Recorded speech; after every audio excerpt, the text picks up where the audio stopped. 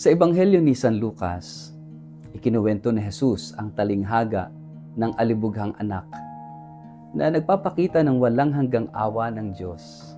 Ang bunsong anak ay nagwaldas ng kanyang mana, ngunit buong pagmamahal siyang tinanggap muli ng kanyang ama. Samantala, ang nakakatandang anak ay nahirapang tanggapin ito dahil sa kanyang hinanakit. Pinapaalala po sa atin ng talinghagang ito na mas dakila ang awa ng Diyos kaysa sa ating mga kasalanan.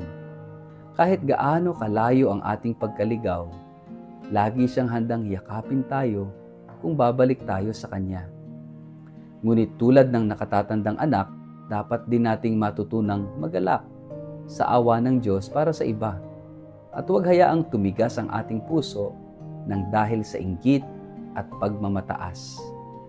Ngayon, tanungin natin ang ating sarili.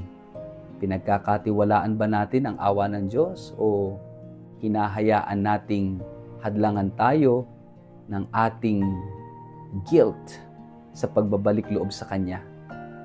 Marunong ba tayong magsaya para sa iba na nakatanggap ng Kanyang habag? Buksan natin ang ating puso upang tanggapin at ipamahagi ang walang hanggang pagmamahal at pagpapatawad ng Diyos.